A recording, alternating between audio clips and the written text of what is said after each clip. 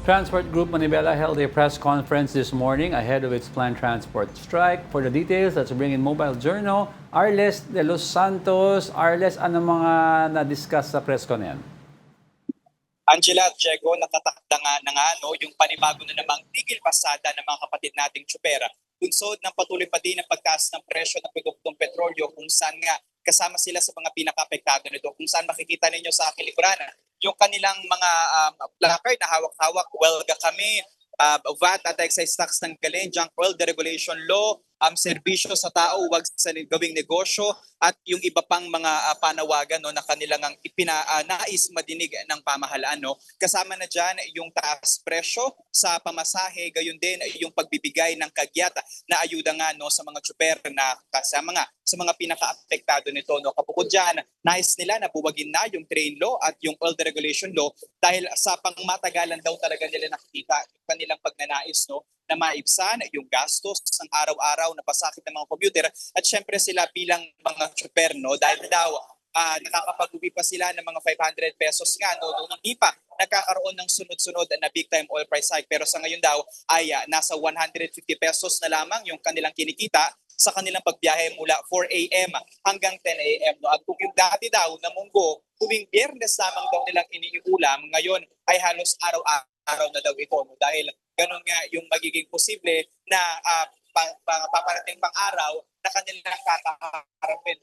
At hindi lamang grupong Manibela yung makikisa sa tigil pasada. Kasama din dyan yung mga TNVS drivers, motorcycle ride-hailing at yung mga truckers natin sa iba't ibang mga bahagi ng bansa.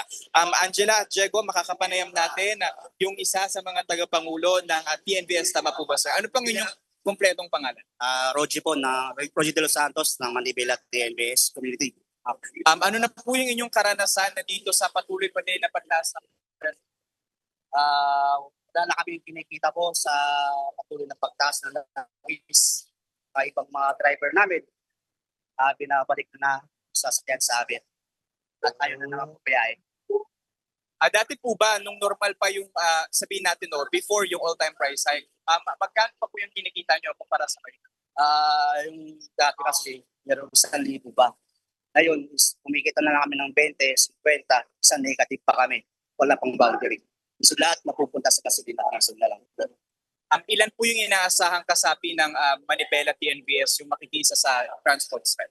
Bali, ang sa Manibela is nasa 200 plus ang member namin at ang community namin sa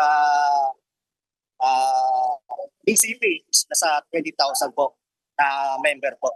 Ano po yung inyong panawagan sa pamahalaan? Kasi may posible na naman daw tataas si presyo. Panawagan ko naman sa government natin at gumawa ng action, suspend ang excise tax at yung value box. At sila na rin po ang mag-manage ng presyo ng gasolina at ipasura ang oil regulation law. Maraming salamat. Angela, check. Oo. Arles, tanong mo naman, kasi this week, i-roll out naman yung ayuda, mula sa DSWD para sa iba pang mga nangangailangan tulad ng PUV drivers and of course TNVS. Ito ba ay tatanggapin ng grupong ito? Ngayong linggo daw po ay inaasahan na i-roll out yung fuel subsidy sa mga iba pang PUV drivers. Tatanggapin niyo po ba ito? Ang masayang salita sa mga member namin, hindi naman po nakalista sa binigay ng health department. Marami pong hindi. So, wala sa listahan po. Ayun, yung 5,000 naman, nasa kanila, sa mga member namin, kung tatanggapin nila o hindi. Kasi nga, konti, pero mag-aabala sila na sobrang pila ng hapa. Parang bumiyahe ka na rin na buong araw. Sayang din po kung sakaling hindi nila kukunin. Pero ang sinasabi namin, tuloy pa rin ang tigil pasada sa Webes at Biyernes. Angela. Oo. Arles, ganun din kasi if I'm not mistaken, after Holy Week pa naman, maibibigay daw yung fuel subsidy naman na manggagaling sa LTFRB. 'Di ba? Ito ay through bank to bank din ata yung magiging transaction dito, hindi katulad dito sa DSWD na kailangan pumunta ka at para ibigay sa ng personal. Paid lang kasi yan. Oo, oo. Ito fuel subsidy talaga. Ano ang reaksyon na itong grupo na to ng Manibela TNVS dito na parang, kumbaga ilang linggo na, no, fourth week na to, na nagkakaroon tayo ng oil crisis ay wala pang binibigay ang LTFRB sa kanila na subsidy? Actually, Angela at Checo, tinanong natin kanina no sa President ng Manibela na si Marvel Buena kung meron na nga bang komunikasyon sa LTFRB at Malacanang patungkol nga sa kanilang transport strike at fuel subsidy na kanilang ipinapanawagan. No? Hanggang sa ngayon daw ay wala pa rin. No? And yung subsidy daw kasi na ibibigay, ilang araw lang nilang magagamit at syempre no, yung kanilang araw-araw na dagok daw ay nagpapatuloy naman. No? Dahil nga 100% na halos yung itinaas nga nito yung produkto ng petrolyo mula nang nagsimula daw yung sigalot nga dito sa pagitan ng US, Israel at Iran. Kasama nga sa mga binanggit dito na parang unang baba daw ng missile ay nagbigay agad no, ng signal na magkakaroon nga ng taas presyo ng petrolyo. Oh, and lastly, Arles, kasi itong ibibigay ng LTFRB na fuel subsidy, hindi ito across the board. Kumbaga, hindi pare-pareha sa mga sasakyan. No? Pagdating sa mga bus, mas mataas dahil mas mataas daw ang konsumo. At ganun din sa jeep, sa traditional jeep versus dun sa modernized jeep. And I think ito yung, kumbaga, parang kumbaga, ang tawag dun, inirereklamo ng Manibela na hindi daw pare-parehas yung fuel subsidy. Ano na ang update doon sa kanilang panawagan na yun?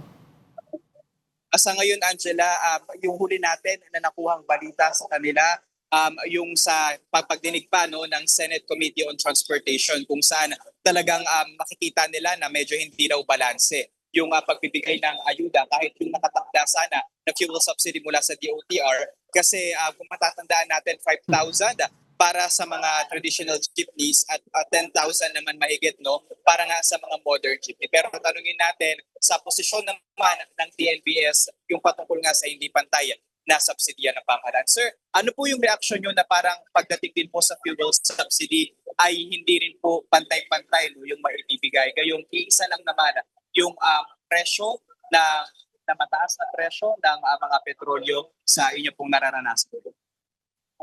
Doon sa puti na yan,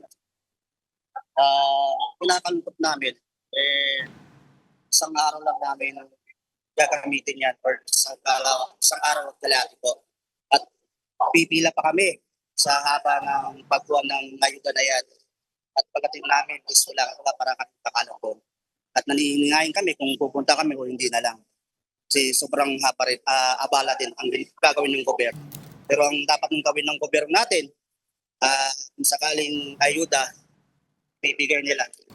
Saka sila na mag-manage sa mga oil company kung sila na bumili sa presyo ng diesel o gasolina para mas bumaba pa at para lahat makinabang po. Yun na lang po. Yan muna ang latest dito, Angela at Jack. Maraming salamat, Mobile Journal, Arles de los Santos.